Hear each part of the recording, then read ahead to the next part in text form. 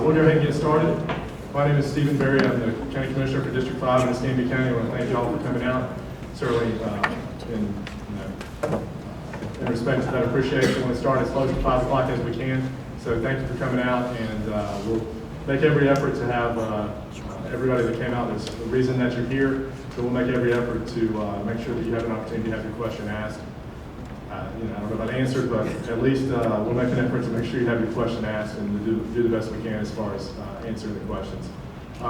Real quick, not going to recognize all the county folks that are here, but you do have basically all of your county leadership. I will know the answer to a few questions, and there's obviously going to be a number that I won't know. Hopefully somebody here will be able to help you, but I will recognize just a couple of folks. Wes Moreno is the county administrator, closest to me in the blue shirt, and Jamie Higdon sitting beside him. He's Director of Public Works, commonly called the road camp out on 297. That's a huge asset for District 5, and it's they do a lot of the work that ends up being the good feedback that I get, which does happen, so that's good. And Joy Blackman beside him is county engineer, and beside her is Horace Jones, who's the Director of Development Services. So those of you that live in neighborhoods and have complaints about those neighborhoods, you just address them to Horace. He's got a fantastic demeanor. He will help you. I did see Debbie from Michelle Salzman's office, from State Representative Salzman's office. Thank you for coming out, Debbie. I know, I would presume Michelle is tied up in Tallahassee currently. She just got out of the meeting. Yeah, for the next couple of weeks at least 10 days or so. And ECUA board member from District 5, Kevin Stevens, is here as well. He's in the front. And I was going to say, assuming nobody objects, but I guess I'm the person that discerns the objections. So I'm going to give Kevin a couple minutes to speak at the beginning with ECUA. And I know it's not an ECUA advertised meeting, but if y'all have questions or issues about ECUA, I know Kevin would be happy to hear them. And probably do the same as I will. Try to address them as well as possible, but we will, Kevin, I will tell you, we've got everybody signing in, so if there's some folks that have some specific issues for you, we'll work with Dawn to make sure you get the contact name and number so you can follow back up when necessary. But Kevin, please come with you.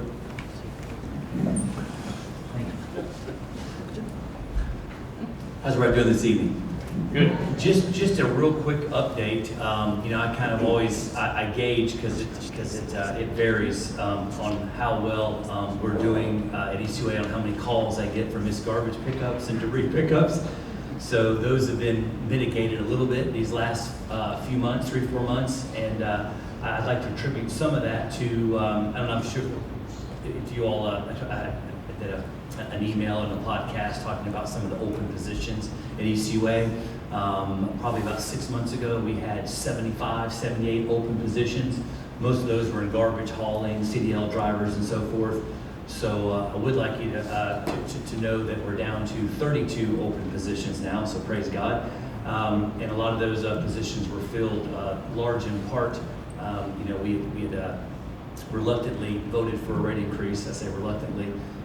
With that $3 going towards garbage haulers and CDL drivers. And any of you all that are familiar with CDL drivers right now, whether it be on the public or private sector, know they're like unicorns, very few and far between. So that gave us the ability to keep our existing drivers who were being poached by the private sector, as well as hire some additional drivers, some additional garbage haulers. So I want to thank everybody.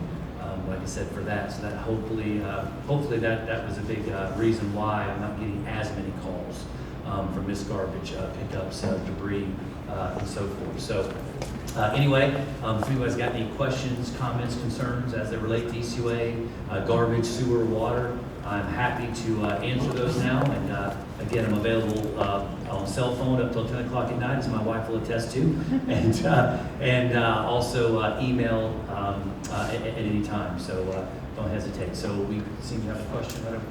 Yes, I get my ECUA sewage, but how does the bill get factored in? So you're talking about the metric between that. There's a metric, and this is where I would love to have my very favorite director, Mr. Bruce Woody, here right now. I could probably get it down to the penny, but there is a metric between the the percentage, obviously, that you're charged for the garbage versus the sewer versus the water.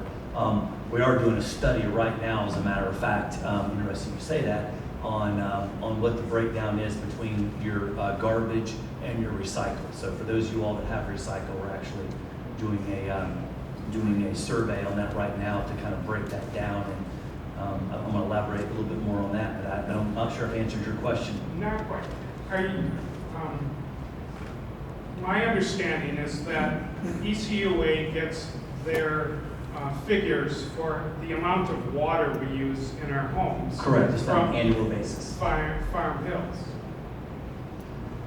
I know we do sample readings throughout the year in various areas to kind of get your average usage. So like for example, and that's how we're able to, like, God forbid you had a unexpected water leak or something along those lines, we'll base that on your last usage. So you go out there and say, hey, we had hopefully it wasn't an ECUA truck, but we had a large commercial truck or something along those lines that busted our water line. We had a $300 water bill. Your water bill is normally $55.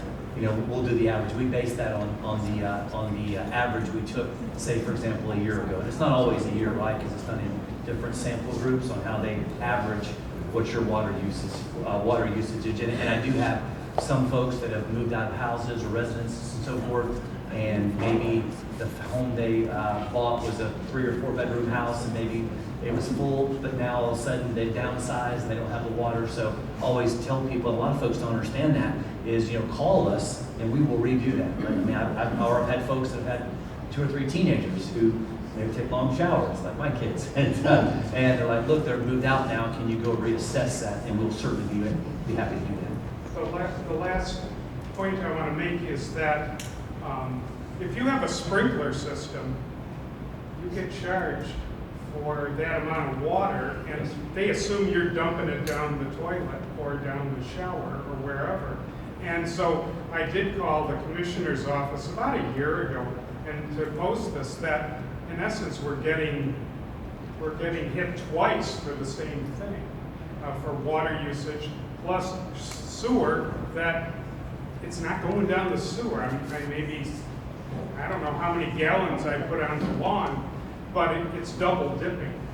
Well, so you only get charged because you've got the one water meter, so I'm assuming you don't have 2 meters, one for Right. a sprinkler, one, yes. So I'm not sure how we're going to be able to determine, how much water you're using for your home versus the sprinkler system, for the meter, because they're just, again, a lot of that's remote. Like, they'll just drive by the house now. A lot of it's Right. automated and wirelessly, and they'll just put it. So I do have folks, that have opted to put in like wells. I don't know if that's an option, because it could get pretty pricey. That's probably one of the calls we've gotten from neighborhoods that weren't aware that their system was tied into the water system as opposed to a secondary well, and they're just running it throughout Yeah. the summer. So my point is that you're going to pay twice in the current system if you have a sprinkler system, and you're putting 8,000 gallons of water for the month. Yeah, I mean, it's based on how much you're using. I'm not sure it's Yeah. affecting the sewer per se, but Pardon?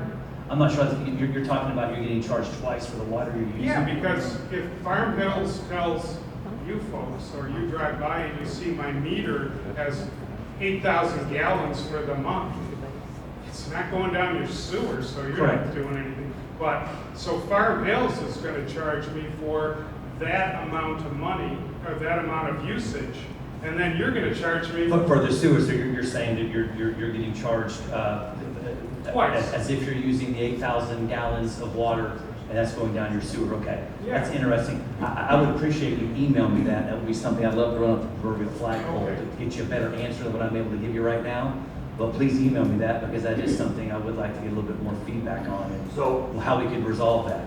in another county I lived in, the way they resolve that is they'd use your water usage, take your water usage from January and February, and that's what your sewer bill would be based on. That way, the months you're irrigating, the irrigation doesn't hit your sewer bill as well. Right, yeah, there definitely needs to be, I mean, if that's happening, we definitely need to look into that and find That's out what I what was sample told. group, find out what sample group. So please send me an email on that, and so I can run up the flagpole and get you an answer, because I don't feel like I fully answered it, but I want to. So send that to me, I'll get you the right people. Yes, sir. I understand you said something about some estimating through the year or whatever you use and make it go. Yeah, we just do an average throughout the year. A Well, lot I of guess folks what will I have don't their estimate. understand, if we got a meter out front, similar to your power meter, and the meter is being read, how come we're not being charged for exactly what we use if the meter is out there? Well, you got a lot of, you got a lot of folks who, just like your power, that opt for the estimate. So, I mean, you're getting your average. Like I said, there's an average on what you're normally use and what you're getting billed for. So, but your exact usage is on your bill. So there's no discrepancy. So whatever you use throughout the year, or I should say the month, you'll see that exact bill. Okay. But they'll do average billing, and a lot of folks, we have a lot of folks on fixed incomes too that will also do some averaging. So they'll just say, hey, could you average my bill out through the year? And we try to do it honestly on the lower times, and then that's their bill throughout the year. Yes. My mom and dad live on Bowman Avenue, and we called, I don't know if it's been picked up yet, but there was a recycle can across the street from them. Nobody lives there. It's wetlands.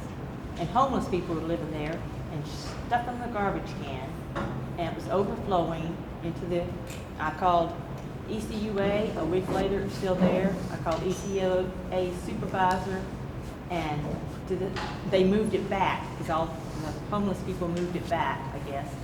And I don't know why it wasn't picked up, removed, because I think they took it from somebody. In fact, the lady I Sure. talked to said that it was probably taken from somebody's Some other home. property just brought there. Yeah. Is it still there? I haven't seen it since last week. Last week Okay. we If you see it again, please send me an email, like the address. Just here's the address. We can get someone there to pick that up. There's no address because it's There's no across the address. street. from Maybe my mom and general dad. vicinity, because that way when one of our trucks drive by there between the corner of 1800 block of this street or this street, we can certainly take Okay, a and can I get your address on these email address. email addresses on these flyers? that Yes, we have ma'am. here? I don't know if it's on the flyers, but I can. It's in the directory? The directory. Yes, ma'am. Okay, all right, great, thank you. Yes, ma'am. It's on our website too. So please. And before, I don't want to take up Commissioner Berry's time, but you brought up recycling. I would like to make at the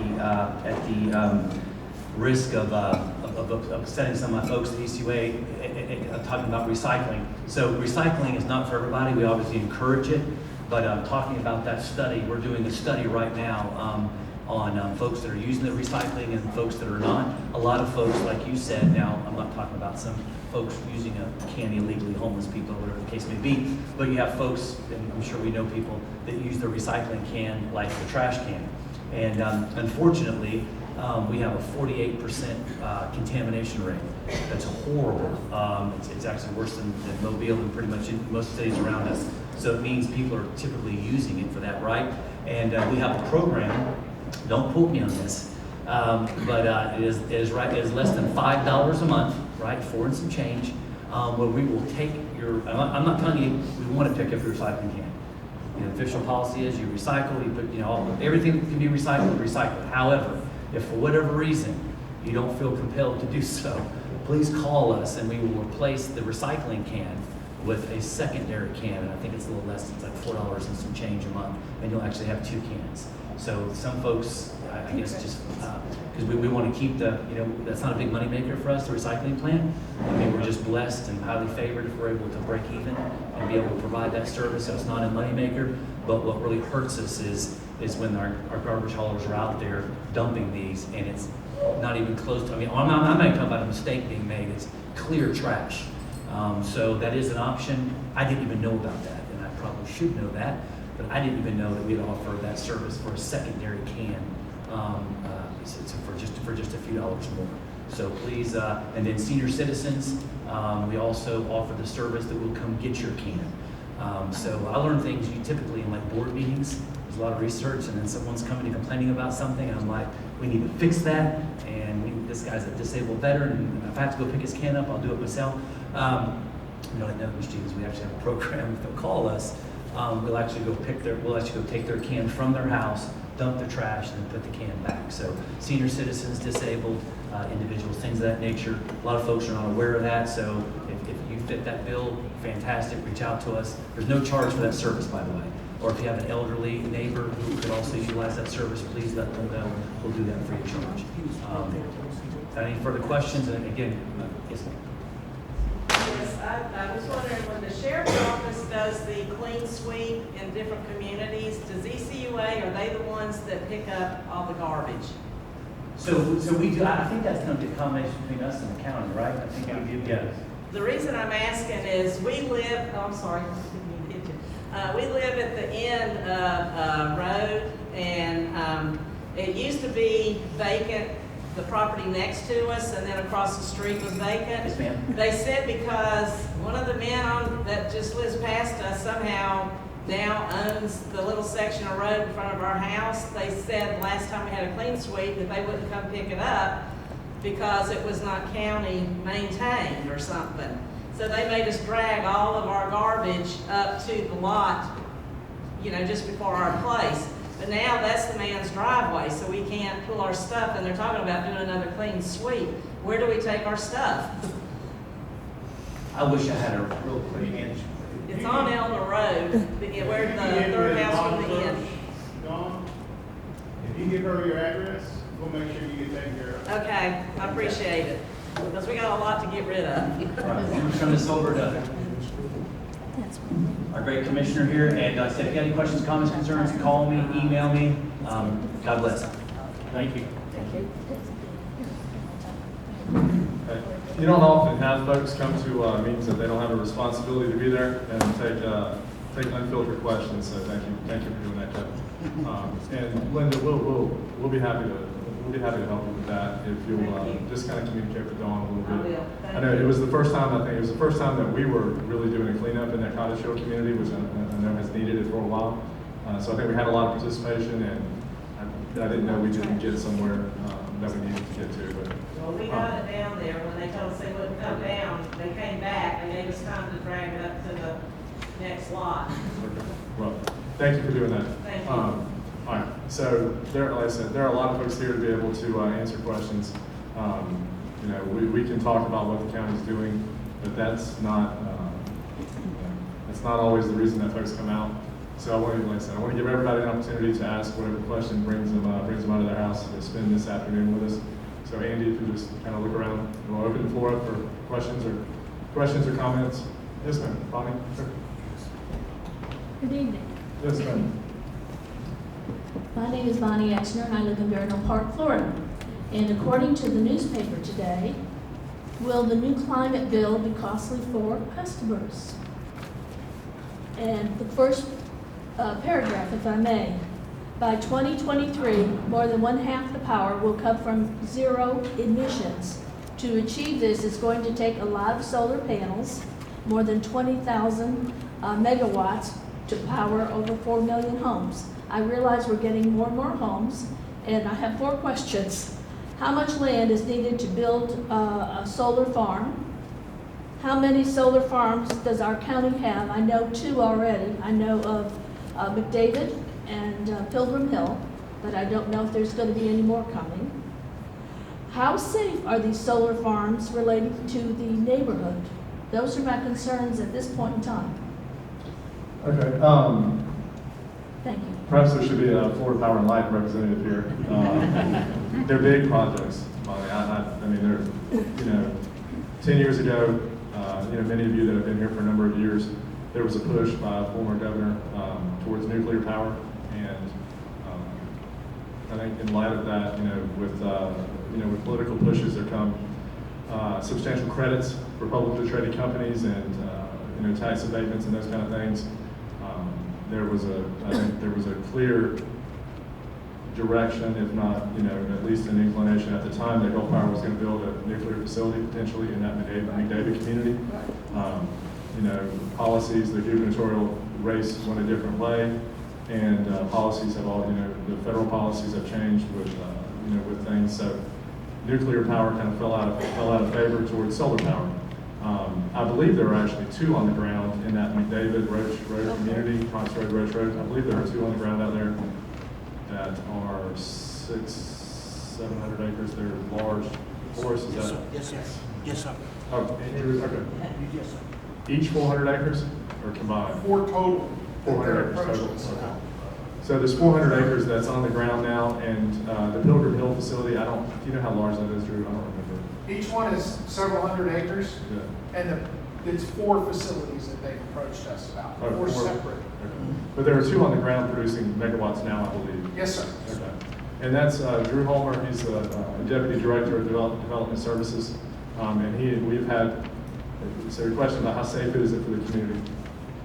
I've never heard an inkling of there being any issues with solar power being in a community. We've had some general development issues with runoff and, construction crews, their behavior in the area where they're working, silt fences not being put up, water runoff in the road, degrading neighbors' driveways and those kind of things, which are not specific to solar at all, but just general development problems. I've never, and I'm not an expert in very many things at all, and solar power is not one of them, but I've never heard any issues or even any concerns about solar power being close to you. As somebody that lives very, very close to the Chris facility, I think there are some concerns there, maybe even a sin, but not solar. And Bonnie and Craig, I appreciate y'all being here. And I will mention, I'm going to be asking y'all for something. There was an issue raised to me about identifying, trying to identify, some of the communities in District 5 that, may not be separate municipalities, but they have their own, they have their own community. They have an identity. Molina for many, many years had its own post office, and I know y'all know that. But I'm looking to the Molina Community Center, the Mid-County Historic Society, as well as the Vernon Park Historic Society, to try to help me define the north and south boundaries of what they perceive Molino to be. Because I want to put an entering Molino community sign up on 29, headed both directions. This man can tell you. Yeah. And I know that there are going to be some, there may not be lines on a map that exist exactly currently, but I know that there, for 70 or 80 years, there have probably been what the general community considers entering the Molino community and exiting the Molino community. So we're going to be looking at putting some signs up on the, entering and exiting area. So if the two of y'all will talk a little bit and get with Dawn and help me a little bit. I know we're going to talk to the Mid-County folks, Grace Lorenz and some of those folks about it, but I know there's some of your people as well. But if y'all can help me define that, we're going to try to put some signage up on 29. I think that would be a nice thing. Yeah. Thank you for being here.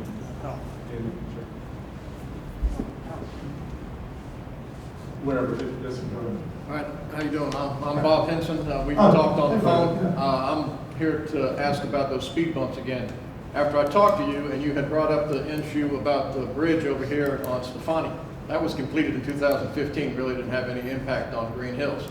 But after I talked to you, I did some more research and I found out that the traffic calming process and policies was never even completed, and somebody just put the speed bumps out there. I called the guy that's in charge of those, I don't remember his name right now. Yes. And he said he was told a week prior to putting them out, to put them out, there was no study done, no survey done, no anything done on those speed bumps. And the speed limit used to be 35, and according to the policy, they're not even supposed to be put out on a road that's 35 miles an hour or higher. And then it got changed in December to 30 for some odd reason. Just like Stefani out here used to be 40 and it got changed to 35 for whatever reason. Well, I mean, honestly, there are very good reasons. We've had fatalities on both roads. I mean, there are very good reasons for the speed limits being lowered in this area. Okay, but we wasted money on speed bumps when we could replace our road. I've lived that area for 27 years and there's been potholes still, but nothing else. And I know other people in the neighborhood has called you about potholes in the road condition also. Yes, sir. But we're wasting them on the speed bumps that shouldn't even be put in. So there's a process for a neighborhood to get speed bumps put in if that's what they desire. There's also a process for the county to install the speed bumps at their discretion. I would, and I don't. When the Stefani Bridge was out, traffic. You've lived off of Green Hills Road, it sounded like, since it was developed, 30 years or so, since the early 90s. So you're very familiar with what Green Hills Road is.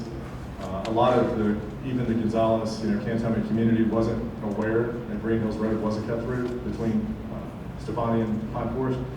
But when the Stefani Bridge was out, which was out 2015, I mean, that certainly sounds right, Bob. But it was out for a year and a half, 2 years? How long was it? It was completed in 2015, September 2015. How long was it out? 2 years? I mean, it was a very, very long time. Yeah, it was a very, very long time. I have many, many, many unhappy constituents during that construction time.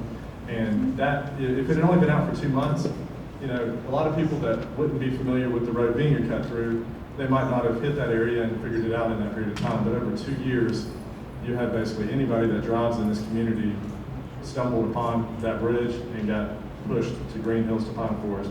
And a lot of people have kept that habit. You know, it's difficult with driving is a lot of function of habits. Maybe humans are just functions of habits. But now there's a habit of people cutting through there. You know, I do think speed bumps are they're going to deal with a safety issue. I don't remember if it was you or one of your neighbors, but they raised a concern about some scraping on some of the bumps. So we're going to look at lowering the bumps a little bit. That's not the intent. I mean, the county certainly doesn't intend to install traffic calming that's going to hurt a trailer or an RV that somebody's driving, or you know any type of vehicle that they would be pulling behind or something. That's, I mean, we're certainly not intending to hurt those. And anything scraping, that's indicating obviously contact. So we're gonna look at lowering the 3 bumps, half an inch or an inch. What do we say? To 3 inches. Some cases it's just half, but some, that's anywhere from half inch to. A couple of the speed bumps are 3.5 inches. One is 4 inches. I'm not sure exactly why they're different, but the ones they're all going to be lowered to 3 inches to try to mitigate that inconvenience. It's certainly not my intent to inconvenience you or your neighbors, and it's certainly not my intent and they're going to flip right back on. And it's certainly not my intent to harm anybody's private property when it goes over the speed bumps.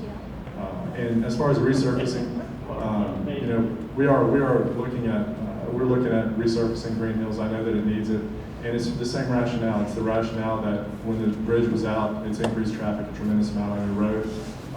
If that bridge had never gone out, you probably could have got another 20 years out of Green Hills, but you're not going to get it now. So we're looking at trying to get some numbers for that, and hopefully I'll be able to look at resurfacing Green Hills. Probably won't be this calendar year, but hopefully I can slip it into next calendar year, and that's a very high possibility, because it's something, it's moving a lot of people through there. But thank you for being here, Bob. Okay, but what you're saying is not even right with what the policy is.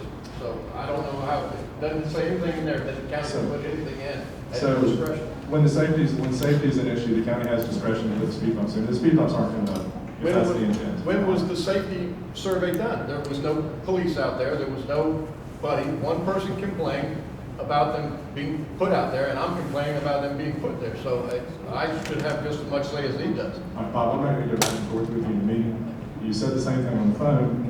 One person is not who complained. It was dozens of people complaining about the traffic ever since the bridge was out in 2013, 2014. All right, but your thing right here says a petition should be done, and it was not done. Okay. All right. Andy, thank you. Yes, ma'am.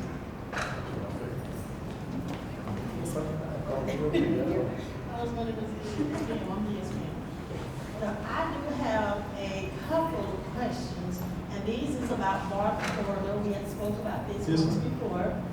I know we had talked about lights. Yes, ma'am. I wasn't out there when your gentleman that came out here, and I was just wondering, was that passed? Were they gonna get the lights put out there? As well as, I know we talked about sidewalks. We didn't really know who was gonna be able to get that or not. Yes, ma'am. And I know we talked about a park. I know the community center was completely out of order, but we did talk about a park. We also wanted to know about, we got these rezoning signs. A lot of people was like, what is this really about? I have no idea, so that's why I was hoping that maybe you could let me know so I can go back and let them know. I'm not sure which rezoning. Yes, sir, that was, Bar.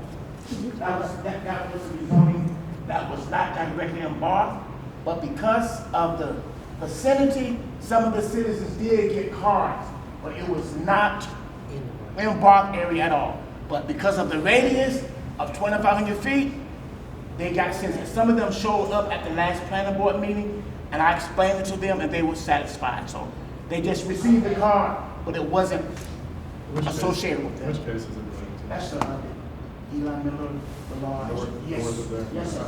Closer to Cotton Creek? Yes, sir. Absolutely. So is that even with this meeting on the fifth month, fourth day, 23rd? Because we got two zoning signs, the green one and the red one. So is any of those concerned with bars? No, ma'am. No, ma'am. Okay. That's what we was kind of wondering, because like, what is this about? Yes, I believe ma'am. one sign is going to be for the rezoning, one is going to be for a future land use. Land use, that's why. Two separate actions, but not related to any property in bar. Yes, Okay. ma'am. So what about, I know you said that we can get out first, clean up? Yeah, clean sweep in bar. So I was kind of wondering, because everybody asked me, what would that consist of? Does that consist of us, doing all the work of getting our yard cleaned up, and all we're doing is sliding it out to the end of the road for them to pick up? Or what does that actually consist of? Yes, ma'am, more or less what you said, and that's a pretty accurate description. The county, if you get it close to the right of way, I would guess the policies and procedures would say that the goods or the refuse has to get to the county right of way, but, sometimes it's large pieces and everybody doesn't have the physical capacity to get it all the way to the right of way. Just do the best you can. If you get it close to the right of way, that's generally speaking, that the county will try to work with you. If it's clear that you made an effort to get refuse to the right of way, then that's probably good. So I don't know if you've been out in Barber and seen some of the areas, but a lot of people is kind of concerned about, when I say that their yard is like really, really, really high, Yes, ma'am. and they don't even know how they're gonna get it cleaned. So what would that do? Well- What would we do with it? Francine, that's really not something the county, I can't have county resources mowing grass and stuff like that. I just don't want them to get fined. That's what I'm worried about. I'm worried about, I know when they do the clean sweep, Yes, ma'am. and maybe code enforcement may see something or come out there to see something, and I just don't want nobody to get fined. Yes, ma'am. We still have a complaint-driven system that, Okay. other than one recent change based on some conversations with some constituents. The small signs that are at a lot of intersections, ABC Lawn Care, ABC Roofing, or whatever that are in the right of ways and at the intersections. We had not been removing those without complaints, without having complaints, and as of just a few weeks ago, the code enforcement officers are going to begin or have begun removing those small commercial-based signs out of the right of way. But other than that, it's still a complaint-driven system. So if you have neighbors that no one has complained about, Mrs. Jones is 96 years old and her property is not up to code, but nobody complains. Dawn?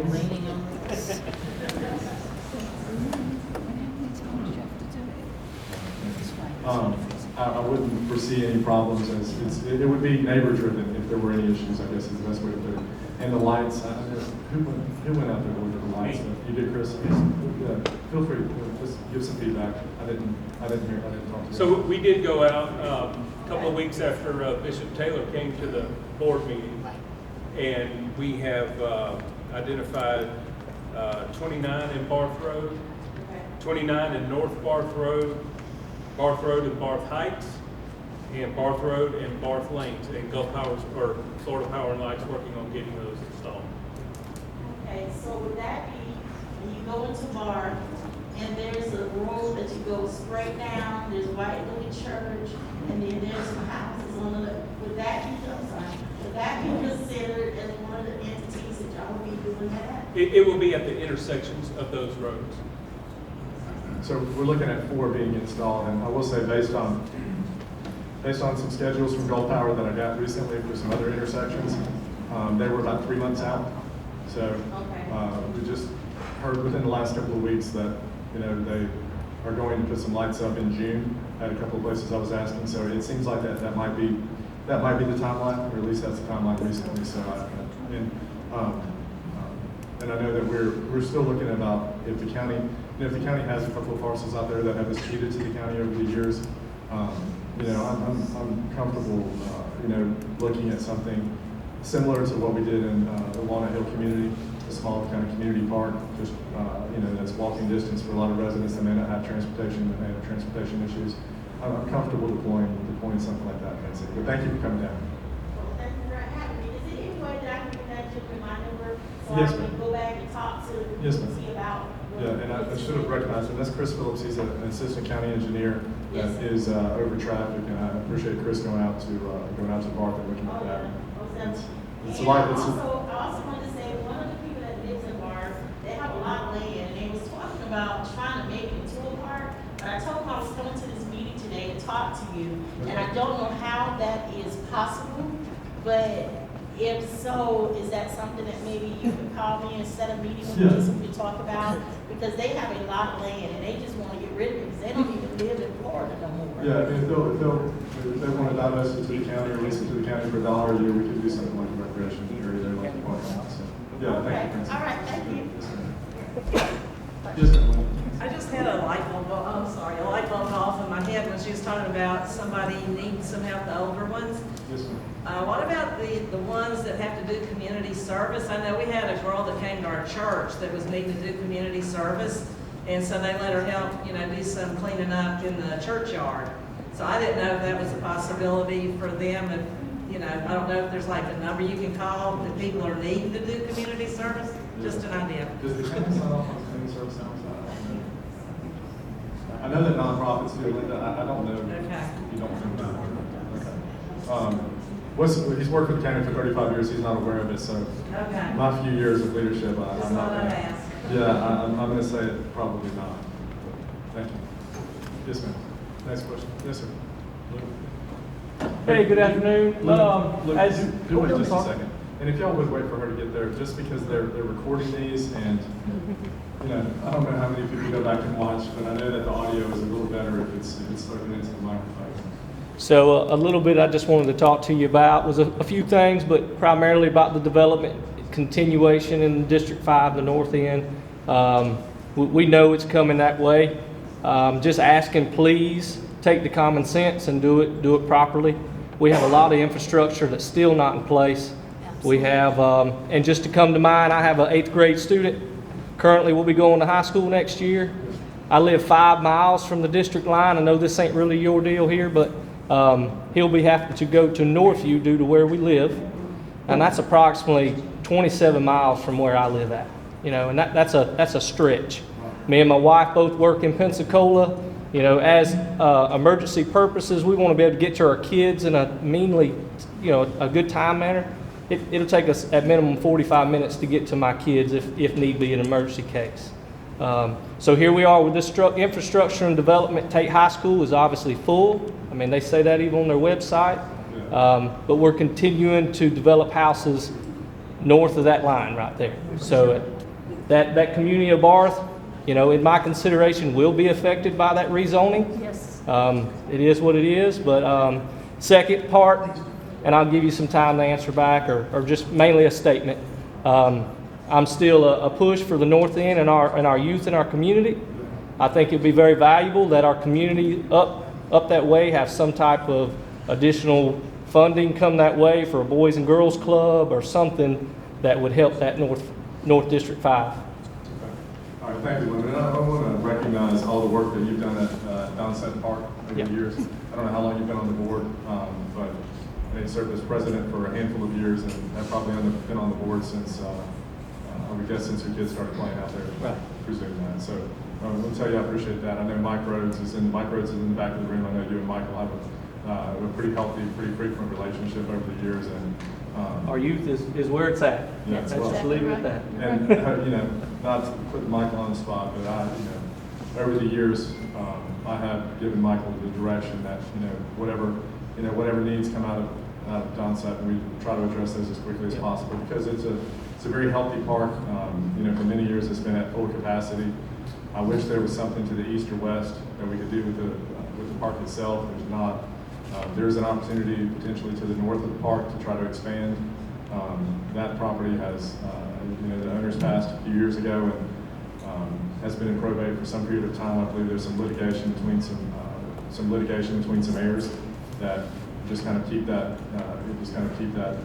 in a holding pattern. Hopefully, at some point in time, that will, well, it will work itself out eventually. Maybe we'll be able to acquire some of that property to the north to try to expand the park. I was out there for opening day a few weeks back, and it's packed. I parked about a half a mile away on Chestnut, you know, walking two little kids along the road to go and partake in the activities. But thank you for what you do out there. Yep, And we'll keep that in mind. And, you know, to the development, it's, you know, over the years, I've gotten a lot of criticism about being supportive of development, but I do believe in it. And, you know, but when you start talking about that end, you know, and you look at going from, you know, one house per 20 acres to one house per 4 acres, I think that those, it's a heck of a lot better than what goes on in some other places. And that's not, you know, that's not what I would consider intense development. It does need some infrastructure, but it's not, you know, it's a lot different than quarter-acre lots or 50 or 60-foot lots. So, and as we start seeing some of those projects come on the ground, you know, we have some out here off of 297. There are some neighborhoods off of Pine Brook and off of Carmody Hill that still have 4 and 5 acre lots that are you know, very nice, and they were, you know, built out 20, 25 years ago. And I think if you rode some of those areas, you'd get a feel for what 4 acre lots look like. Those are large parcels, but thank you for coming down with it. Andy? Yes, ma'am, sure. Okay. Well, I may have an answer, but we'll see.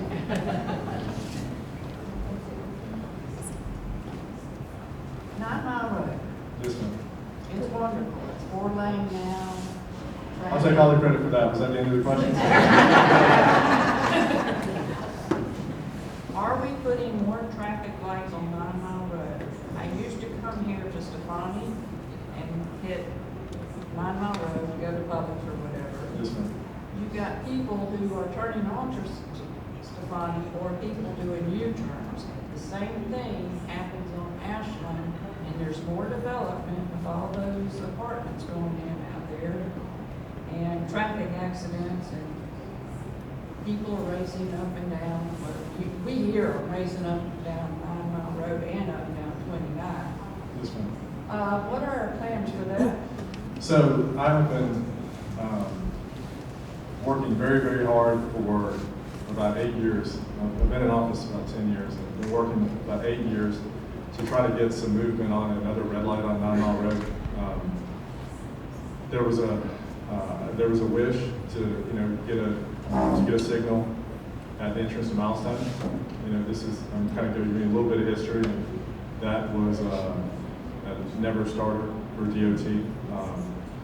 The next push was to try to get one at Stefani, and we were able to have a couple meetings, and just weren't able to get eventual approval for a red light at Stefani on it.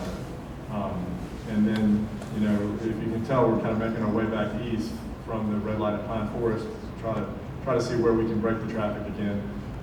You know, and those of you that live out here, I mean, you know, the 4 lane at 9 Mile is fantastic. It's moving. I mean, I don't know the traffic counts. Somebody that is more professional than I would know those traffic counts. They're huge, and they're moving people, and they're moving people very quickly. The downside of that is the degree of accidents that were fender benders when it was 2 lanes because people are backed up and going, you know, 8 miles an hour. Now they're moving quickly, and the accidents are considerably more severe than they were before. So I think another red light will help. So the next initiative was to try to go to Ashland, and then working our way back east. And we got no, and then they wouldn't review it again for another year, got another no. But I think we do finally have some news about Ashland. Chris, I don't remember the timeline. Do you mind? Yeah. So DOT is already in design for a signal at Ashland at 9 Mile Road right now. Y'all are the first people to hear this. Well, literally, you're the first people. With the U-turns and you're trying to pull and someone's doing a U-turn, every one of those sections, it's a nightmare. So that intersection will be fully controlled. There will be left turn arrows for the U-turns or the left turns on 9 Mile Road, and they're actually planning ahead. So the way everything is situated now, you know, there's only 2 lanes on Ashland on both sides of 9 Mile Road. Well, instead of waiting to try to acquire right-of-way to add left turns and right turns on turn lanes on Ashland, they're going ahead and they're gonna get the signal installed. They'll let the south group go first, and then they'll let the north group go, and then 9 Mile Road will get to go. As we go through and secure right-of-way and add lanes to Ashland Avenue, then they can modify the signal to have those protected lefts on Ashland Cohen that way. And we expect that signal to start sometime after July 1st. That's when DOT will have their first opportunity to fund it. Can't give a firm date, but it's definitely in the works. That's fine, I just noticed when you're trying to turn going west, and you've got someone doing a U-turn, you don't know what they're doing. You That's right. assume their turn signal's on, and they're going to Ashland or Swanee. No, that's not what's happening. Okay, I'll wait. And believe it or not, DOT considers a U-turn to be a safe movement. That's, I mean, again, as a layperson in this, I was very surprised the first time I heard that. The first time I heard it was when they were working on the eastern portion of 9 Mile between Kimstrand and Escambia River in front of the university and everything, because they were taking out many of the crossovers. You know, there were a number of businesses that lost crossovers in that area, and you know, I didn't understand why that's a better traffic movement, but apparently that's what the book says. It's better to not have as many crossovers, to force people to go to a lighted intersection and make a U-turn. And, you know, the golden rule of those that have the goal make the rules, and that's, the DOT has the goal, especially on 9 Mile Road. Next question. Yes, ma'am. 9.5 Mile Road. Yes, ma'am. That road out there is a disaster. It's falling off, they're on the edges where the trucks have come in and out of development areas. You've got the dump trucks that come in and out over there at Pine Meadow. Mastec was out here up and down, putting in new lines, which thank you. What are we going to do about traffic flow up near Pine Meadow once they put in those about 70 patio homes up there? Because most of those people will come out on the 9.5 Mile Road. We have Pine Meadow there. It's what it's going to be like around 7 or 2 o'clock in the afternoon when traffic is backed up. And we have emergency vehicles that run up and down this street all the time. What are our plans for that? So, I mean, that you could be a Clancy question. I'm in the Pine Meadow traffic every morning at 7:15. So, my daughter is in first grade. There, though. Yes, ma'am. I'm in that traffic every single morning, so I'm intimately familiar with it.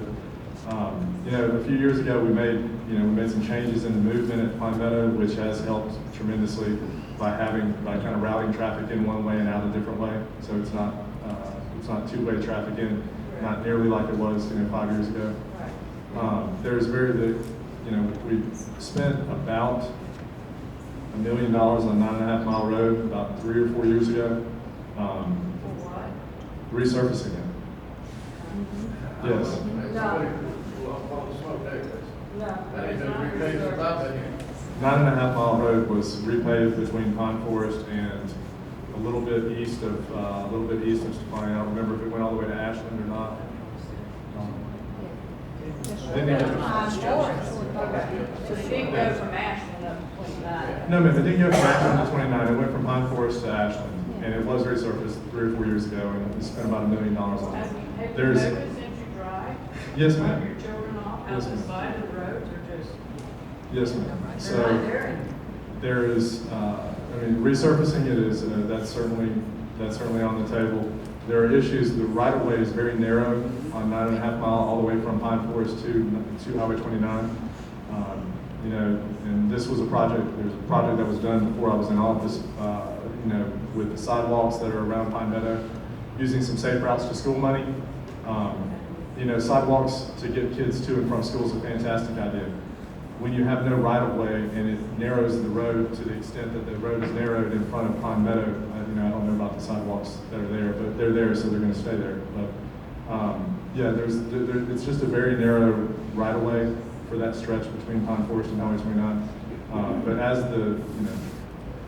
we can certainly look at the resurfacing of 9.5 mile in the portion that wasn't resurfaced recently. And we've had to do some traffic, I don't know if y'all noticed, but we've had to do some traffic calming type stuff on the western end of 9.5 mile. We've had a few accidents with people maybe perhaps not paying attention or just not recognizing that 9.5 mile is going to dead end into Pine Forest Road and that they have to stop. We've had some pretty severe accidents with people not stopping on 9.5 mile and either crossing the road and actually hitting the houses that live there in Trailwoods. I don't remember the name of the road, but it's the trail. Pine Forest Royal. I'm sorry? It was Pine Forest Royal. Pine Forest Royal, yes ma'am. Yes, ma'am. We've had a number of cars that have gone all the way through the intersection there, so we're trying to do some safety measures as you approach that light. I'm sorry, as you approach that intersection where you have to stop and the Pine Forest traffic is not stopping, to try to make folks aware of that. There have been severe accidents. I don't think we've had a fatality yet, but with the degree of accidents, that's just a matter of time if they continue. So, thank you. The four-way stop out here on Zapata. I can't hear you, I'm sorry. Oh, The four-way stop signs out here, that's out the lot. good. All right. Thank you. Yes?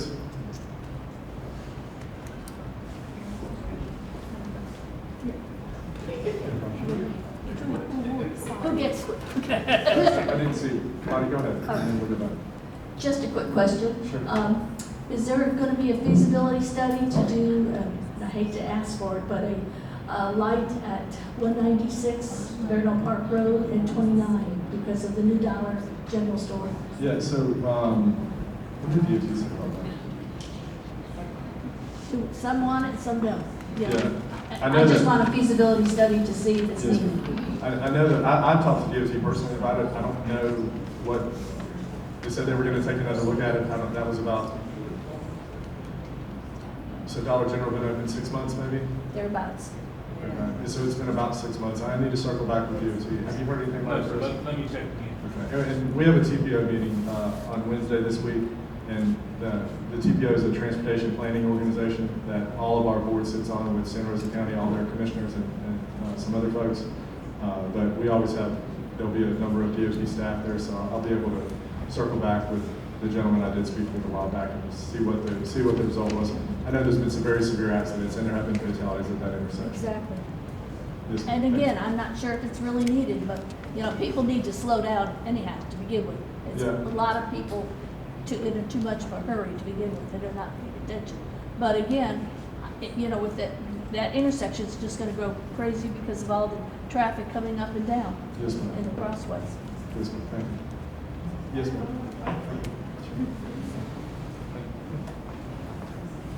What other development is going up on Fowler? I'm sorry, what road? Do you know what other development is going up on Fowler? Fowler. Fowler. Oh, Fowler? Yes. Is it the end by Detroit? Is that where? Yes, that's what's okay. What's the I think it's a subdivision of townhomes. Okay. Subdivision of townhomes on the Fowler, the south end, closer to Detroit. Is that? No, this is next to Pine Meadow Vet. There were several houses there. I guess it was sold. Oh, no, ma'am, I'm not 100% sure. So, there by the Haggai Shrine, Yes. by the shrine, on the north side of 9 Mile? I mean, West yeah. side. Right across from the Shrine Temple there. Okay. I'm not familiar with it. I mean, I know the properties, but I'm not familiar with the project. We're being told that Section 8 project going yet. Paper, or it's heard about it. Okay, Bob, you're being told that by who? Don't have any information on it, Commissioner, it's just rumors, I guess. Yeah, I'm not for sure. This is a good question. I'm not for sure. I think I remember there were three or four houses there on Fowler that were for sale. I remember the houses being for sale. I didn't know they were sold, They're gonna be demolished but, okay. and some sort of development going in. come here from South Florida, I understand. And the Section 8 keeps coming in. Okay, I'm not sure about that. We'll have to look into that. Have you seen the project come through? Yes. There was someone who had applied for some type of action, Yeah. but they never followed through. So we don't know what's going on, some type of zoning or lane change, but it never came through, so. All right, well, Well, that, my concern was it's going to create more traffic to the neighborhood. Or this is my daughter over here asking questions. She's worse than I am. Well, Mr. Ward, I see you and her after me. thank you. Right. Yes, ma'am. Yeah, maybe just wait a second before you get over there, Andy. Oh, I'm sorry. And I'll be quick, Commissioner. Yes, sir. So when I came tonight, we introduced each other and I asked a question about parks. But I guess my bigger question is there somewhere we can look at the county's long-term plan for infrastructure in this part of the county? You know, schools, parks, roads, because with the expansion, I think we all here feel that the population growth is way outrunning the infrastructure that's available to support them.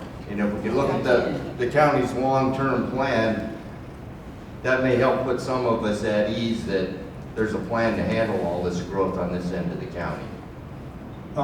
There is certainly a plan. I don't know that it's going to put folks at ease. Yeah, I mean, honestly, one of the issues, and I think it's one of the things that you kind of learn as you're in office. It sounds really good to say, that you're going to do the planning and put all the infrastructure in place before the development happens.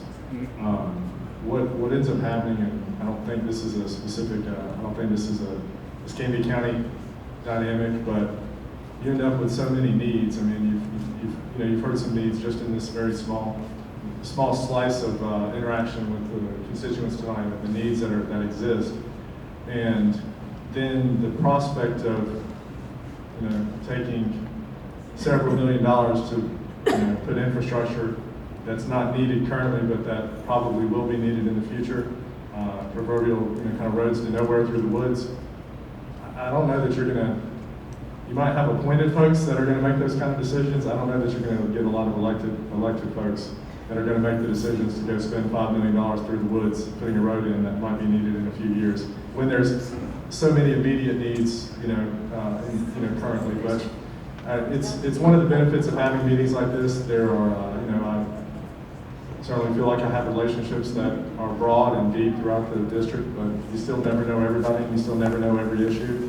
So, just in conversations before tonight, and plus since we've started, there's a couple things that I, wasn't aware of, or maybe larger issues than I thought that I need to take a look at. So, just try to, if you would, just try to stay in contact. I appreciate you coming tonight. Just try to stay in contact with some specific issues and see what I can do to help.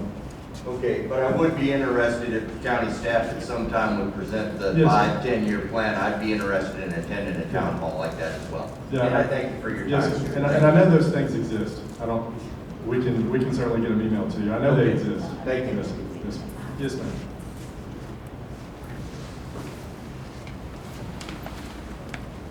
I wanted to ask concerning homestead exemptions. We have a house on our street. I think the person that owns it hasn't lived there in probably 6 or 7 years, and I believe I've written at least twice. I do report people regularly. There's so many people that lie concerning the homestead exemption. I find it absolutely shocking, and I guess I shouldn't anymore, but that person still is getting the homestead exemption. I just don't think in this county there's enough follow-through, and if there are penalties being paid, I think that we have a right to know what the compliance level is in our county, because these are our fellow citizens who are defrauding the government. Yes, ma'am. If Dawn, if you'll talk to her and make sure you get her contact. I am very close to Chris Jones, and I know that he pursues these. I mean, I know that just based on conversations I've had with him over the years. I know he pursues them. I know he takes them very seriously.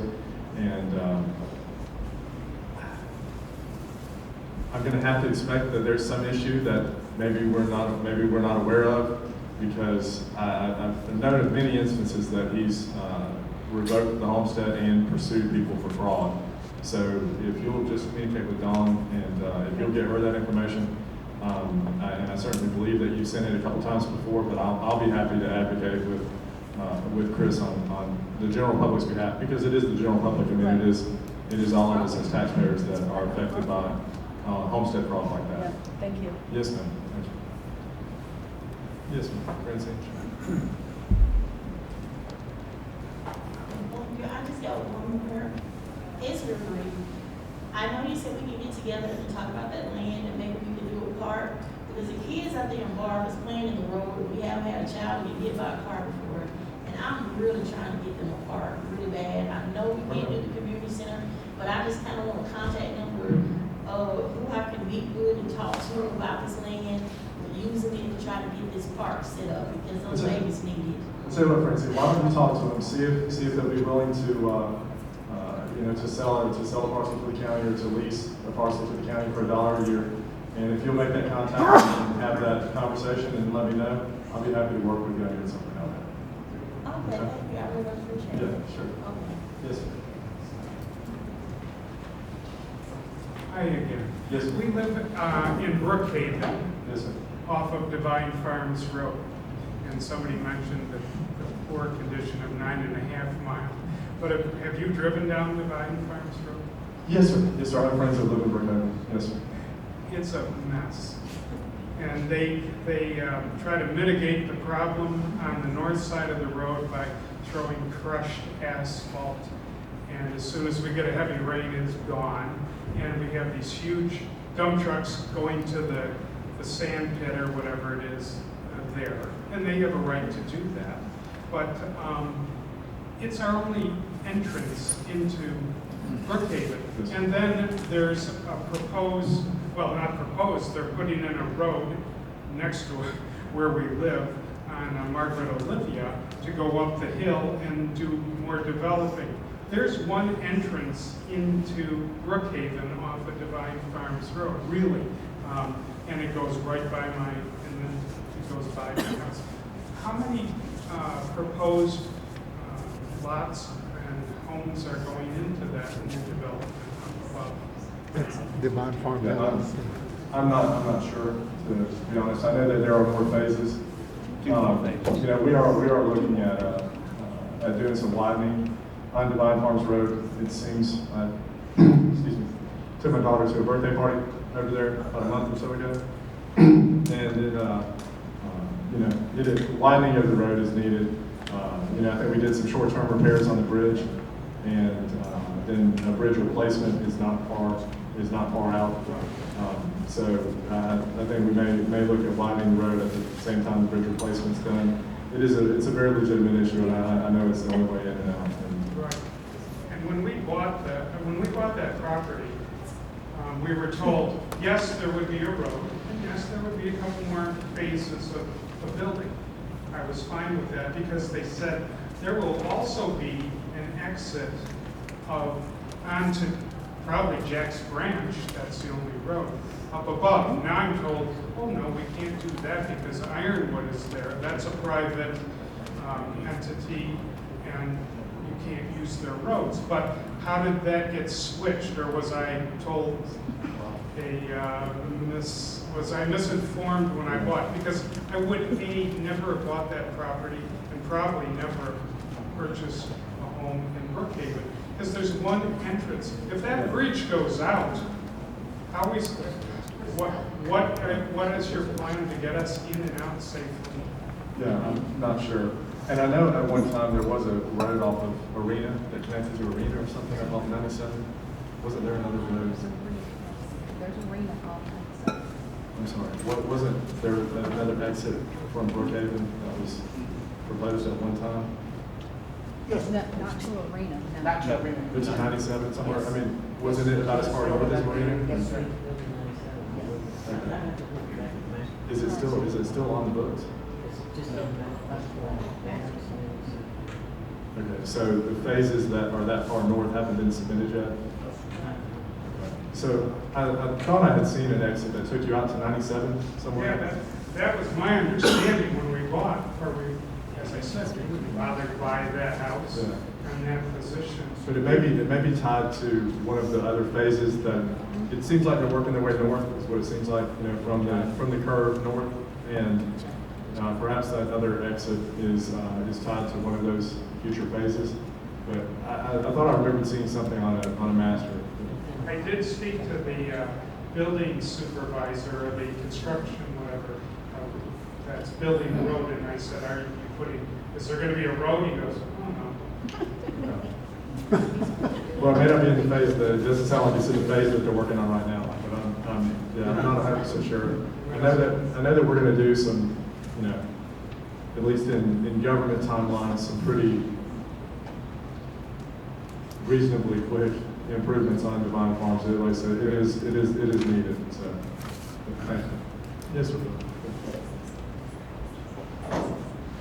To answer the gentleman's question, there are 2 more phases going in behind you. And like you said, there was originally an exit to Iron Rock, but they have canceled that. The only way you're going to be able to get in is on Divine Farm. And as you know, tomorrow is Tuesday, and that's garbage day. Try to go down Divine Farms Road, because what happens, the people don't have enough area. They actually put their can in the road. Yep. So you're coming, my daughter lives in Brookhaven. Try to go to her house and leave with one of those dump trucks coming, and you're trying to get out. You got to pull off the road. There is not enough room once those cans go out between a car and the dump. You're going to lose. And there's not anywhere else to put the cans. I haven't seen it. There's nowhere else to put a can because it's right on the road. I think they put them on their lawn, I don't get it. They put them in the street. Yeah, I don't get it. They're in the street. It's not like they have curbs. I wasn't sure. That's, those 2 subdivisions going in are his. And I asked him the same question. He said no, because Iron Rock going in, that is a private development, and they will not allow a road to go in. So there's one way in, one way out for about 3 or 4 subdivisions. Yeah. Yes, it's even gonna get worse with those 2 other. It doesn't sound ideal. No. Thank you. Yes, ma'am. Cynthia? I have questions as I talk with you, and Yes, actually ma'am. before I sent you emails regarding the business corridor at Highway 29 from North Highway 29 now down to Pensacola Boulevard. I'd like to hear what plans you have for that, because you know that I'm trying to clean that area up because I do have a business out there also. I'm finding that the worst offenders are people who don't live in this area where we live. They live, say, in another part of the county, but they don't care what they're doing to our property values. I talked to the Community Redevelopment Agency. They say we have nothing on the books right now going forward.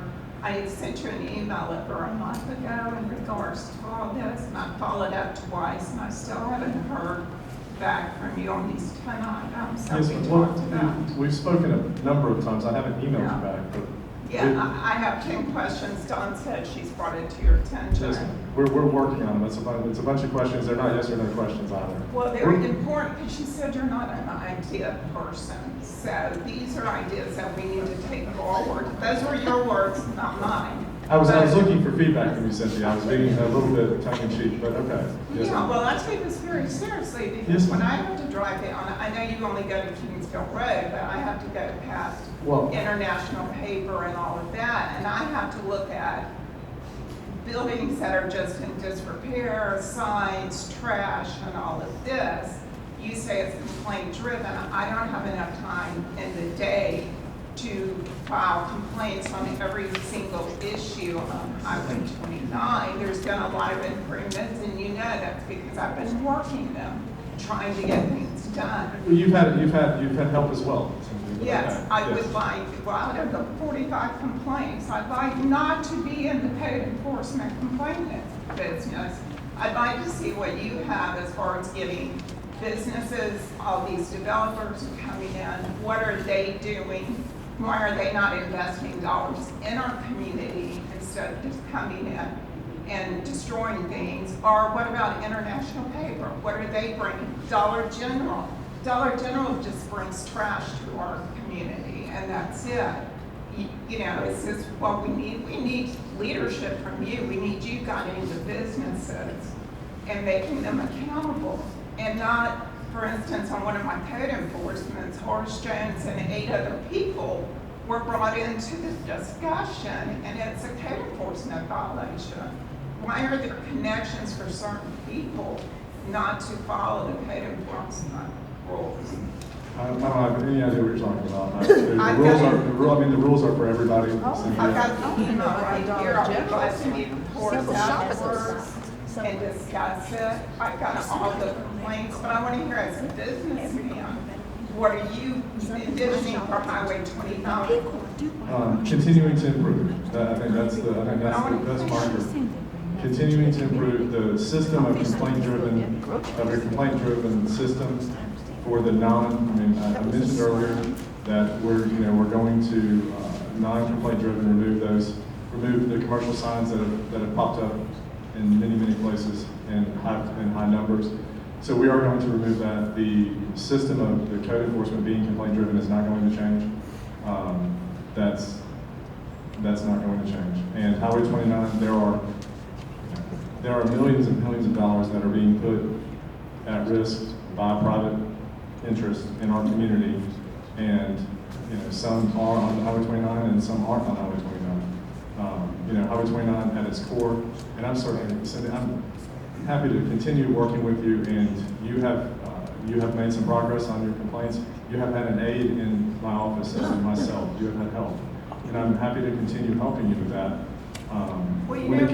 We have 2 million visitors a year that come to our city. Yes, most of them go to the beaches, but they're coming down. Half of those are coming down Highway 29. That's the first thing they see. I don't like that, and as a business owner, it's hard for me to get people to come spend money with me when I have to have them drive through that and then say, oh, by the way, here's my price tag. But as a business, have you ever talked to International Paper about putting money back, or any of these builders that are coming forward? What is your business? I own a venue, 72 acres of pecans, plus I allow people to get married on my property. Dr. Amos. So why did you say that Dollar General doesn't bring anything? People buy groceries. No, I didn't say they didn't bring anything, they bring trash. They bring don't trash. clean up behind themselves. The community is, especially the Molina one, is horrific. Cynthia, just please address me. Yes. Have you ever talked to the builders about investing in our community as part of them purchasing property? Just hypothetically, Cynthia, what is your idea about that? So somebody that's building. No, it's on the highway. All right, so yes, and Adopt a that's. portion of the highway to take responsibility. Yes, and like I said, I'm happy to continue engaging with you about Highway 29 specifically. On some level, eventually, it's a state road and DOT controls it. Now, I'm happy to continue helping. Property owners. Well, property owners, it looks better than it did. You're doing a good job, and if you'll keep it up, I'll continue working with you to try to improve the aesthetic of the approach into Pensacola.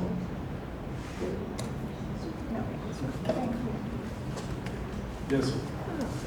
What's the prognosis on Exit 1, Kingsfield Road, and I forget the other one, I'll think of it in a minute. Go ahead and talk to those two.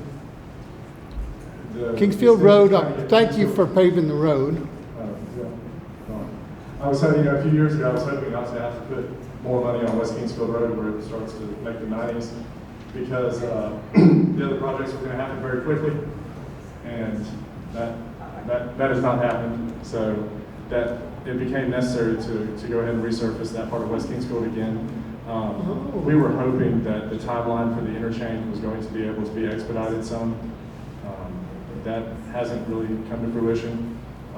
the federal money came in for infrastructure to the state. You know, the federal money comes to the state and then divvied out.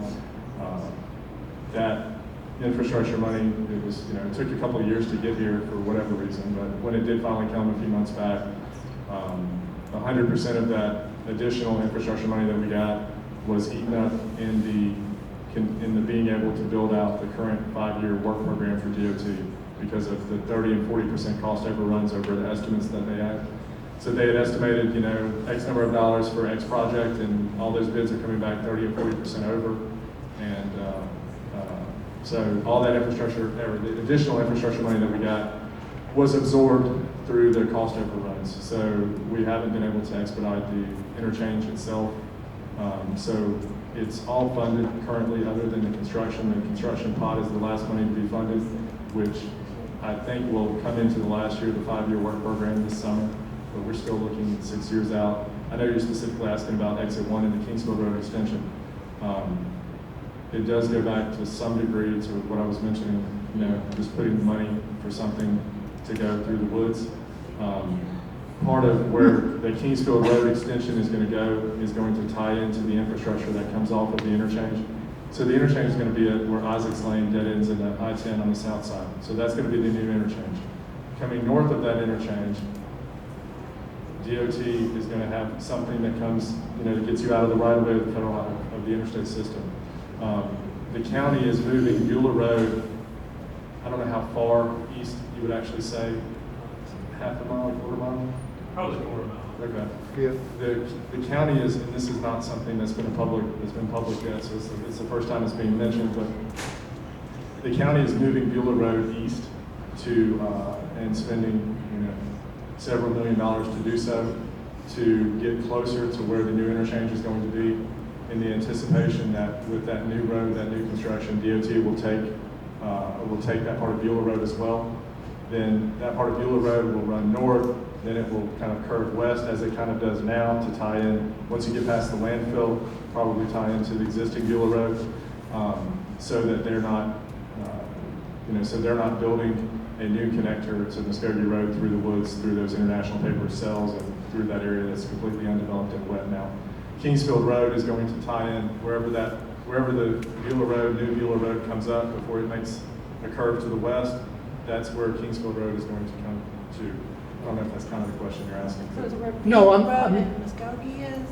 Yeah, I understand the whole thing. Okay, I'm sorry. But what I'm trying to figure out is, right now, on the Gantt chart, I can't see no timelines. All I see is progress that we've made, and the final plans have been made. I've seen Yeah. those. But all I see is a cul-de-sac at the end with 2 retention ponds. And so what you're saying is that the Isaac Road interchange, when it comes, will be that Beeline Expressway, or whatever you want to call it, the hurricane evacuation route. I don't know that the Beeline Expressway is going to be built. Okay. I know that that exists on pictures, yeah, but I don't know that that's going to happen.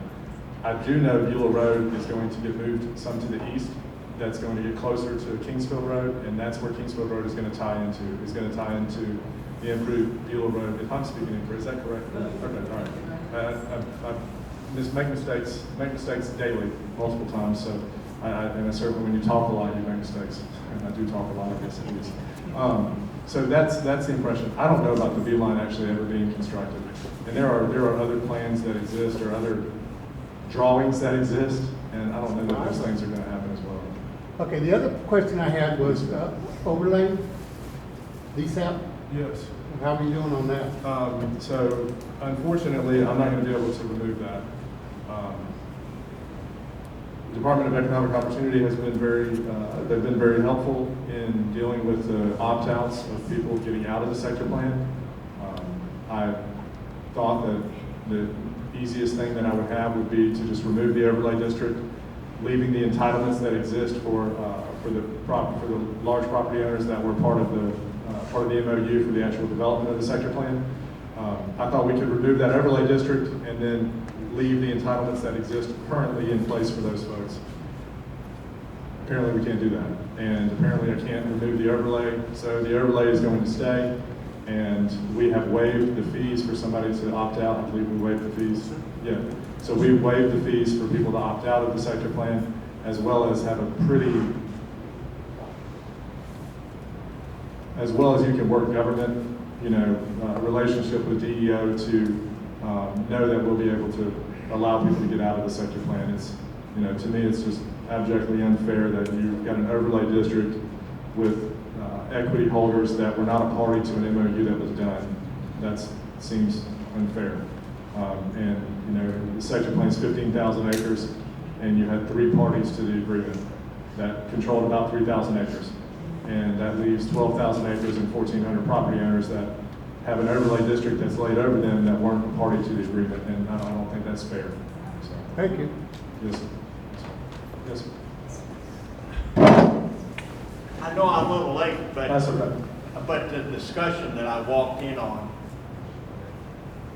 the gentleman over here, we're basically talking to the west of Pine Forest Road and beyond, right? The area that you were talking on the interchange and so forth? Yes, sir. So there's the current overpass at Gilman. Yeah. The new interchange is planned to be just east of that, where Isaacs Lane dead ends. If you're northbound on Isaacs, south of the interstate, Isaacs Lane dead ends into the interstate itself. That's expected to be the interchange area, because that allows them to keep the overpass in play, keep the overpass working at Beulah Road while construction is ongoing. So that's the expectation. And the 5-year plan, I've never seen it, but let me put it this way. In the military, when you have a 5-year plan, you have projects stacked from 1 year, 2 year, 3 year, and so forth. And over time, because of higher priorities of things that's in that 5-year plan, some of them are moved up and some of them are moved back. Is that pretty much what happens here in Escambia County?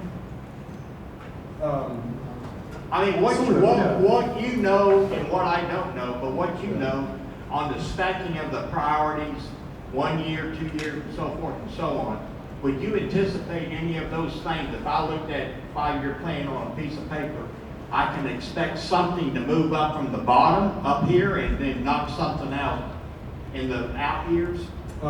So if it's especially large projects that are either partially or jointly funded or solely funded by FDOT, those priorities are set by a body called Transportation Planning Organization, which we have a meeting on Wednesday. We meet every other month. Basically, it's the Escambia County Board of Commissioners, Santa Rosa Board of Commissioners. There are, I believe, 2 people from the city of Pensacola, 1 person from the city of Milton, the Gulf Breeze mayor. So and then there are a couple of people from Baldwin County, Alabama, and Orange Beach, city of Orange Beach. That's a board where priorities are set on the larger projects, especially. You do have movements at times on those lists, but a lot of times there's, you try to work with your neighbors, especially out of Santa Rosa County, and in that collegial spirit, a lot of times you do sort of see projects just kind of move their way up. And I've been in office, give or take 10 years now. I'm seeing some projects that were on the bottom of the list finally come to fruition. The interchange has been the #1 priority for our district for about 5 years. There was a former administrator that was in office that was serving when I was elected. I remember going to a meeting with he and some other elected officials, a congressional official at the time, talking about the interchange and what a high priority it was. It's just taken a long time. Those of y'all that have been from the Panhandle somewhere, you'll see there's an interchange going in around Crestview right now, if you're a little bit east of us. That's the first new interchange that's been put on the interstate system in over 40 years in our area. So it's a big deal, and it's just taken a long time to get done. But that is how they work generally. Every now and then you'll have something that gets pulled off because normally they get pulled off because the funding's not in place. I mean, that's normally the only reason they get pulled off. I feel like we've been, we have been fortunate. I've spent a lot of time with DOT folks and have, very good relationships there, and have been able to, keep our things moving forward, in what you would kind of consider our community in our area. And there's been, a couple of $100 million of state money that's gotten put on the ground in District 5 in the last 7 or 8 years. So it's been very good partnerships. With all the stuff that's happened here in Pensacola and is planned to happen, where would a citizen go just to see a marked up map as to how things are, on a piece of paper as opposed to talking it verbally? Because, there's roads around here, and I'm born and raised here, that I've never heard of before in name. So it's hard for me to visualize and put in perspective on some of the discussions that, that's obviously happened here. Did you sign in on the list? Yes. Okay. Can you talk to Dawn real quick, my aide, and just make sure you get her contact? And those plans and those pictures do exist. Oh, I promise they exist. Yes, Phil. I have one more question. Concerning, we're talking about Isaac Lanes. I work with the county and graded that road. How's that going to affect, that new subdivision that's going in right there, backs up right onto Isaac's Lane? So if this ever comes to fruition, what's going to happen to those homes that are sitting backed up right to that dirt road, which is Isaac's Lane? I believe that the project has been done in a very transparent nature with the understanding the interchange is going to be there. I believe their plans have had to incorporate the interchange into their designs. I'm not intimately, it's just south of District 5, so I'm not intimately familiar with exactly what they're doing, but I know that I know the new interchange is part of. They've had to incorporate that into their plans, whatever it may be. Thank you. Yes, sir. Any other questions? Yes, ma'am. Sure. Will we be widening Pine Forest Road between 9 Mile and I-10? Yes, ma'am. It is a huge priority for Escambia County as well as for the Transportation Planning Organization. Now, there was a question about things getting moved up. One of the ways that things can get moved up when they become an urgent need for a community is have the county pay for it. So a few years back, the county fronted the money for the PD&E, which is the first phase of the study to try to widen that stretch of Pine Forest. We actually put the money in to do that, and then committed some other dollars, and now that's a huge priority for FDOT in our community because it is a huge bottleneck. It's unfortunate. I don't remember how many years ago, it was maybe a year or two before I was in office, they did a project adding a lane on one side of the road and spent several $1 million doing that, and could have at the same time probably done another lane on the west side of the road. Amen. At a very, at a much less cost per linear foot, and it probably would be okay, or it would be less bad. I don't think it would be okay. Based on some numbers I've seen, the traffic count in that area actually exceeds, or it shows the need for a 6-lane project in that area, not even a 4-lane currently. But there are issues with right-of-way. Gulf Power has a lot of the property, Florida Power Line has a lot of the property on the east side of the road there. I don't know that we're going to be able to get 6 lanes, but we've got to get 4 lanes done pretty quickly to keep some traffic moving. It takes 30 or 40 minutes to get from Pine Forest to the interstate right now. If you're southbound in the afternoon. Even in the evening, yes. Yeah, and not to, something just, kind of personal. We do have 2 children. We have a 7-year-old and a 3-year-old son. My daughter on Tuesday takes dance at LaBelle, so I have to get from Kip Strand, where we live, 9 Mile, and then get south. LaBelle's there behind Sonny's, just south of the interstate, and it is, got a budget 40 minutes to get from Pine Forest from 9 Mile to the interstate on Pine Forest. It's ridiculous, and that's 4:30 in the afternoon. Any other questions? Yes, ma'am. So why with all of these problems that we've discussed tonight, is the county still, all of you commissioners are still approving rezoning to from low density to high density, and all this development all over? Why? I don't understand it. Nothing, I mean, especially the schools. We have not had, I've been here 20 years. Yes, ma'am. We have not had a new school. Kingsfield Elementary is the only new school. We have Beulah, it's new, but you closed Woodham Middle. You have West Florida, but you close Woodham High School. There's no schools. They're all full practically. I know it up in our area, Yes, in ma'am. our In our district, they area. are. Yes, ma'am. Why are you continuing to approve all these development projects? I think there are areas that it fits, and I mean, there are areas that, may not fit. There was a project on the agenda last week, a neighborhood project that, the planning board had recommended approval, and our board denied it for that reason. It just didn't fit. So there are areas that it fits, and there are areas that it's not going to fit. So, I mentioned a little while back, over the years, I've certainly, taken some criticism for being supportive of development, and some of it's certainly probably well-founded. Some comes from people that I've been very close to my whole life. I spent my whole life here, 47, so my whole life. And, one of the things that we're also dealing with, and I mean, many of you are dealing with it, whether it's yourselves personally, it may be children or grandchildren, but, if you think about the cost of homes, the way that house prices have changed over the last 5-10 years, that's always going to be, that's like any economic market, is going to be a supply and demand market. And what you try to think of is, say, I don't know how many projects or how many homes, how many slabs have physically got on the ground that the board has approved, say, over the last 8 or 10 years. But it's several thousand, certainly.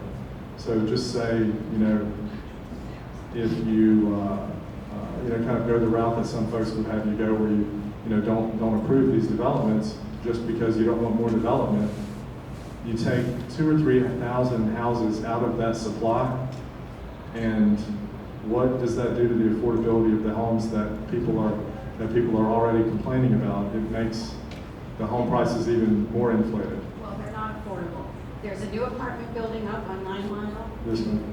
My granddaughter was looking at it. They have a special, 1 bedroom, $1,500. My goodness. So these apartments are not going to be cheap. And that was a special. So after 1 year lease is up, it's going to go up to $1,800 or more. So 1 bedroom. Yes, So ma'am. don't talk about affordability. It's not making it affordable for any of these young people here coming up. Yes, ma'am. You're kind of making my point for me, though. What I'm saying is, if the supply weren't there, if there were less supply there, the price would even be higher, believe it or not. That's my point. If there weren't units available, those units that are available would even carry a higher price tag, whether it's single-family residential homes or whether it's apartments. There was some legislation passed this past week, or 2 weeks ago maybe, that related to affordable housing. It was an affordable housing bill that came out of the legislature, and it had other aspects to the bill, but part of it talks about affordable housing. And for our median income, for our average income here, it means they're considering affordable at about $1,500 a month, maybe $1,550 a month. That's what they're considering affordable housing, based on 30% of our average income. But there's not language in there that dictates what square footage you're talking about. So it's not saying, well, a 1,200 square foot apartment is, has got to be 1,500 or 1,550 or less to be affordable. It just says what the gross rent should be, or what the gross mortgage should be.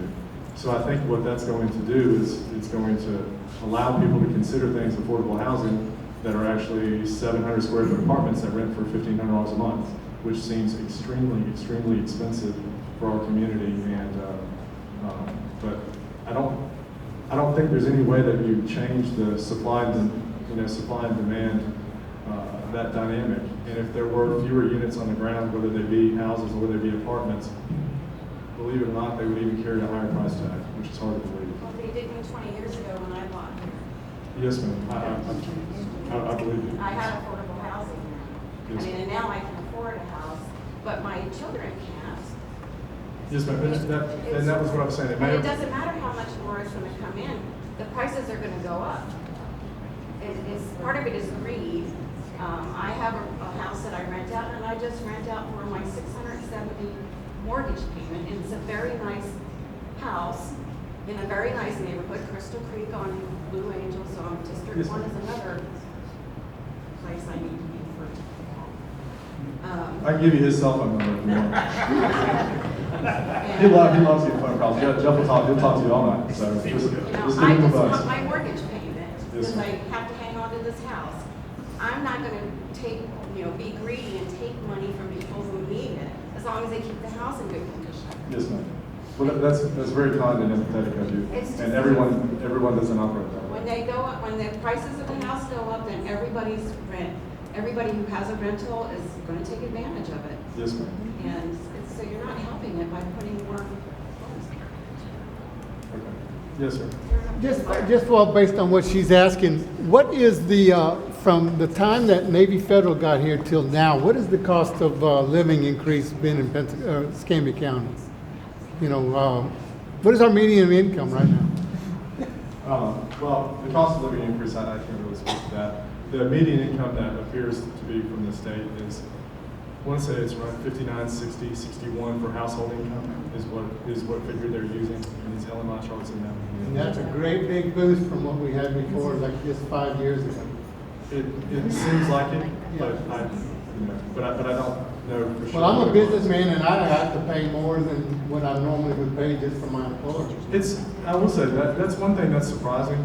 A year ago, you would have thought that in time we would have the labor market kind of change some. Give it a little bit of time, the labor market might work itself out. And for whatever reason, that hasn't happened yet. And I don't know if we just have some people that have taken themselves out of the labor market and just aren't going to work, or what the issue is. But talking to not just you, but there's I do have a life in the private sector and talking to business folks all day. To a person, they can't get people, and they could all do more business if they could find more help. And it makes me wonder where the help is, and I don't know what has changed, but it has changed and it hasn't come back yet. Play video games and maybe so. Yes, sir. Just want to make a comment. Yes, sir. I was born. She's supposed to hold on to it.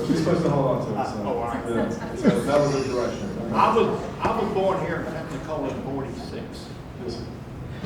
We had a naval air station, Saltfleet Field, and so forth. And if y'all haven't, I don't know how who's moved into this area or what, or how old people are around here, and so forth. Yes, sir. But Pensacola, Escambia County, is a service. That's all we are. Well, if I ask you how many high-tech jobs or what kind of jobs there are at that medium salary that you quote, Commissioner, you couldn't fill it.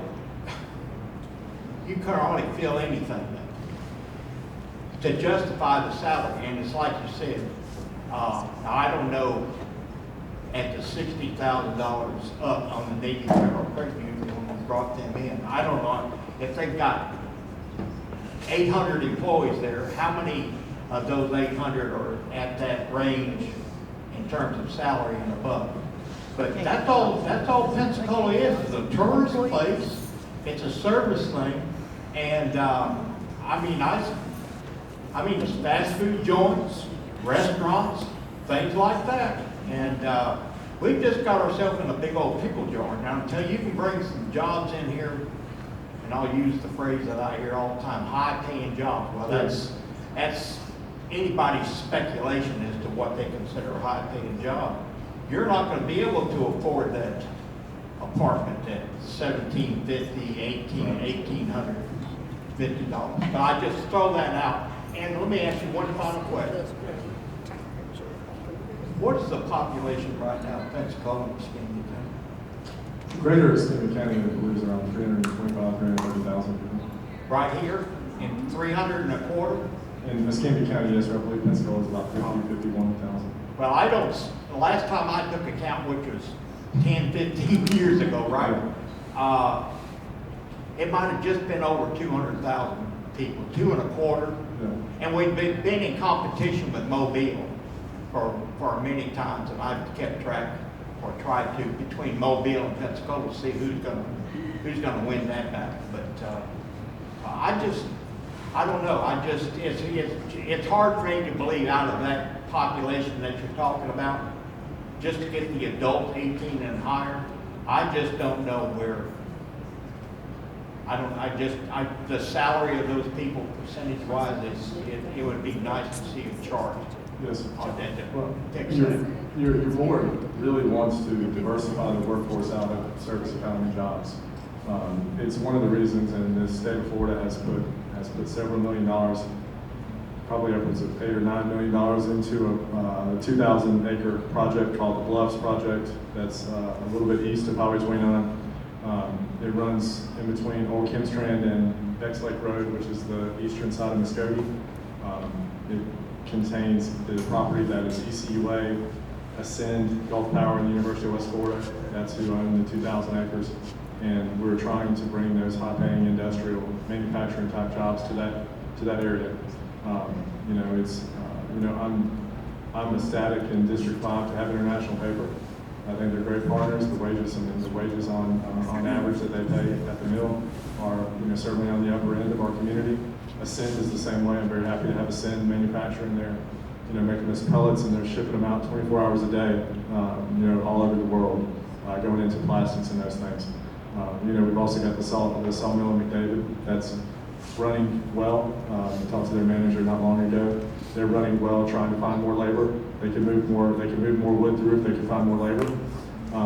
But those are the types of jobs that the board would like to have our economy diversify into, because they're above living wage jobs. That $60,000 figure, that is a lot higher than it was previously. But at $60,000, if you have a household making $60,000 right now, it's hard to believe based on what I thought when I was in college 25 years ago, or started work 25 years ago. But you're hard pressed to make it right now at $60,000 in our community. As a single person, you sure are. That's the reason why the husband and the wife have got to work to make it. Yes, sir. Any other questions? Yes, ma'am, Linda. Sure. I'd just like to finish off, I'm in with the Neighborhood Watch in Cottage Hill, Yes, and ma'am. I just wanted to share or find out about some of the concerns. One is with this new subdivision going in at 95A, Stacy Road, and Quintet Road. I was being horses here. I was wondering how many houses are actually going in that area. Let me find out the name of the subdivision. The subdivision, and then also, It's a bunch. yeah, and that's what I'm concerned. I'm Cut to the concerned chase of it. It's a bunch. I don't remember the number. because Several now hundred. there aren't any houses there, and it's already hard for us to get out. And the community of Cottage Hill, we have the 95A, the railroad track, and then we've got swamp and river, and we have no way out. We've had a train breakdown, and it covered Quintet Road, it covered McKenzie, Williams Ditch, Cottage Hill, and Eaton. We were stuck, had no way out. So anyhow, that doesn't have anything to do with what I'm talking about, but anyhow, with all the houses coming in, the traffic, on Quintet Road, when you go over the railroad track from 95A, we have been hearing the trucks and the equipment tearing down all the trees. I'm wondering, are they about to put another subdivision is it east of the railroad track? Because that butts up to our property on Elmer Road. And so we're wondering about that one. We'll get back.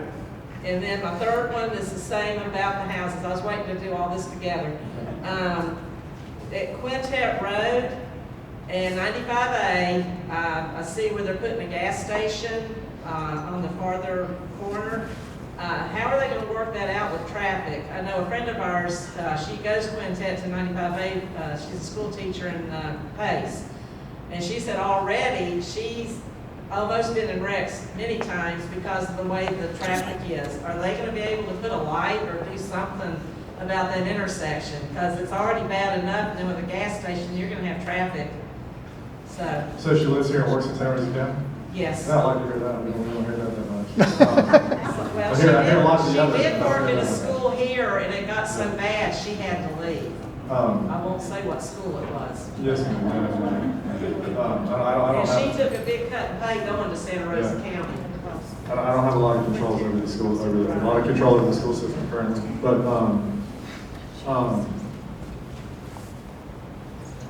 the gas station that you're talking about is the northeast corner of Quintet and 95A. I don't know if that's gonna work out. It's a, kind of small parcel for what they want to try to put there.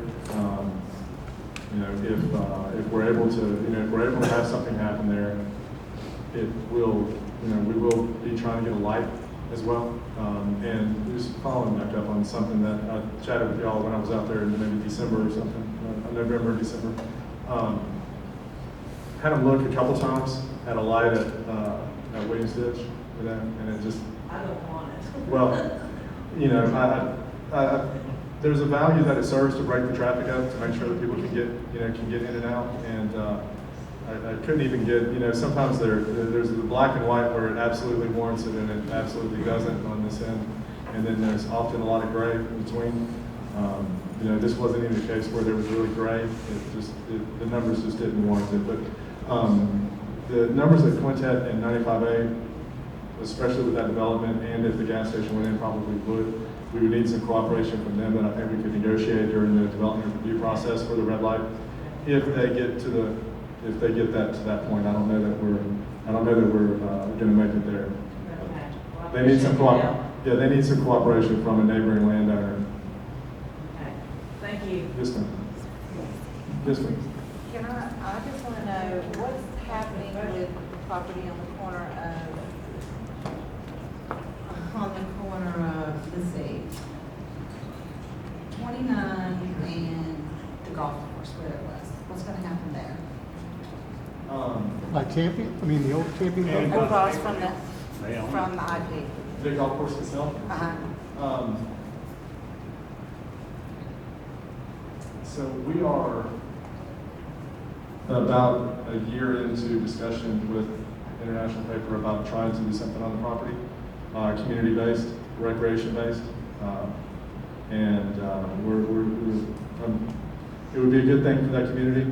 It's important to them. It's important to International Paper that the property stay recreation-based, and so we're looking at we are pretty far along to trying to work out an MOU to have the county put some assets on the property, and working with International Paper about what we can actually do.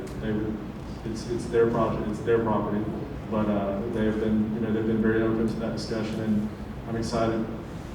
Maybe in the next month or two we'll be able to announce something, but it's whatever it would be very good for the community. It's nothing bad.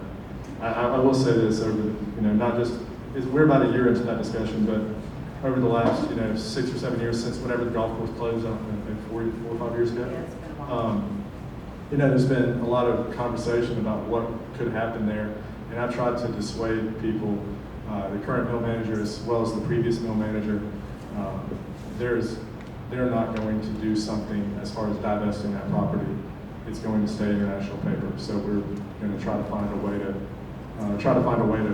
do something that's in everybody's best interest. That's what we're working on. These things just take a long time. They're a big company, very big. I have one more question. Yes, ma'am. I heard you say about you don't want to spend $1 million going down Wooded Road. Yes, ma'am. The north end of down Beulah Road and all that, it's all building up, and it's coming my way, which is on River Annex Road, it's a dirt road. Yes, ma'am. And everybody's using that as a cut through, and it's getting more busy. And they will do 90 miles an hour down my dirt road. I would love for a cop to sit in my driveway and watch these morons, these people drive 90 miles an hour down my dirt road. My husband almost got hit coming out my dirt road. And if he'd have been just a few minutes more, there was a truck that was flying down the dirt road, and then there was a cop right behind him, Skinny County cop, trying to catch him. He couldn't see him. All this white dust was going over. That cop was no way he could see that truck that he was trying to get. So it's dangerous. It's just become dangerous out there on that road because people fly up and down it. People used to ride bicycles up and down that road, and I'm just waiting for one of them to get hit. And my comment about the woods, it's not spending money where the woods are. We've spent, proud of a lot of projects that we've done in the north end in very rural areas. So it's not spending where there's a bunch of woods. It's just I was really referring to, take a block of woods and cut a new road that's not needed currently. Go spend $5 million putting in a road that the community doesn't need at all. That's what I was kind of referring to, that you're going to have a hard time finding an elected official, someone who's elected by the public, that's going to say, well, that's what we ought to do with, a lot of money. So I know there's a portion of River Annex Road where we have some speed bumps because we worked with somebody to install them, how long, 2 years ago, a year? Yeah, that was just off of Jack's Branch onto River Annex where it's paved. But when you come down River Annex off of Jack's Branch down that steep hill, Yes, ma'am. you go to, used to be a dirt road where they put this white, dusty, rocky stuff on it. Yeah. And now you sit down on your front porch, this white dust just comes up when people are doing 90 miles an hour into my road. We're sitting out there and we're breathing this. So now we have to go to the back side of the house. All right, we'll take a look at that. I will tell you, it's why these type forums are good to hear. I had not heard that issue.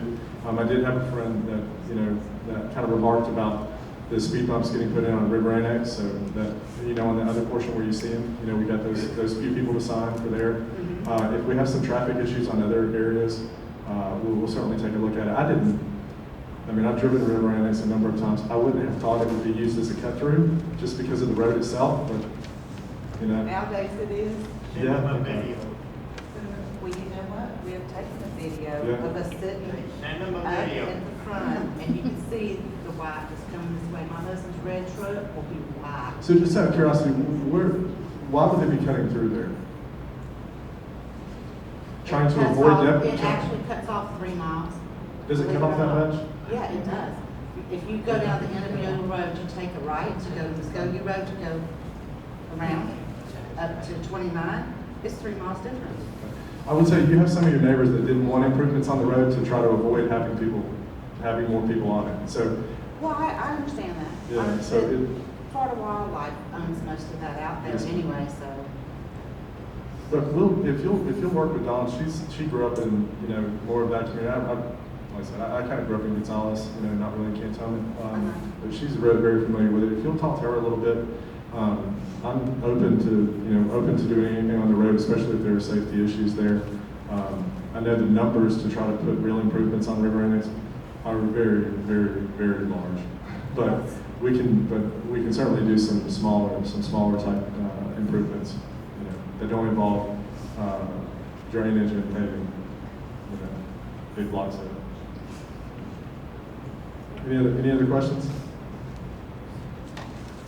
Well, hearing none, thank you very much. I appreciate y'all coming out. Any of y'all folks that live in this community very close, there's going to be a playground that goes into it's kind of the south side of the property where the walking track kind of makes a loop on the south side here. There'll be a new new playground that'll be installed there, give or take summertime. So that's something for those of y'all. I know there are a couple that live very close, but that's something good for this community. I want to thank y'all for coming out. Thanks staff for coming, and I appreciate your time and your good behavior. Thank you.